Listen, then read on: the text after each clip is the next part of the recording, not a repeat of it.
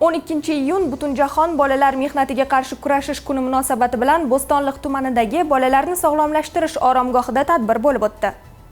Tadbir O'zbekiston Kasaba uyushmalari Federatsiyasi Toshkent viloyati kengashi tomonidan tashkil etilgan bo'lib, hamma joyda bolalar mehnatiga barham berishni tezlashtiraylik shiori ostida o'tkazildi. Dastlab Kasaba uyushmalari Federatsiyasi Toshkent viloyati kengashi raisi Sayyora Fayziyeva so'zga chiqib o'z fikrlarini bayon etdi. Ma'ruzachilar bolalar mehnatiga qarshi kurashishda olib borilayotgan davlat siyosati va qonunchilik asoslariga to'xtalib o'tishdi. Ta'kidlanishicha, mamlakatimizda bolalar mehnatiga chek qo'yish borasida jiddiy va tizimli choralar ko'rilmoqda.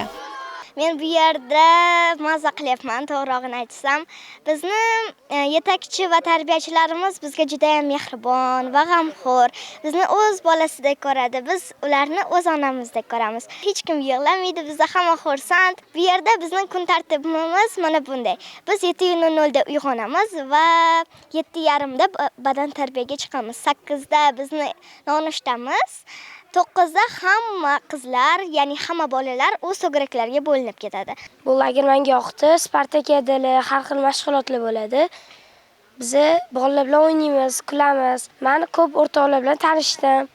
Biz juda ham xursandmiz. Hamma kulib yursa, hech kim xafa bo'lmasin. Tadbir doirasida bolalar o'rtasida mening bo'lajak kasbim mavzusida rasmlar tanlovi o'tkazildi. Shuningdek, yangi O'zbekistonning baxtli bolalari mavzusida asfaltga rasm chizish to'garagi ishtirokchilari o'rtasida ijodiy bellashuv bo'lib o'tdi. Angrendan keldim, yoshim 13 da. Men bu oromgohga kelganimdan juda ham xursandman. O'zimga yangi do'konlar orttirdim.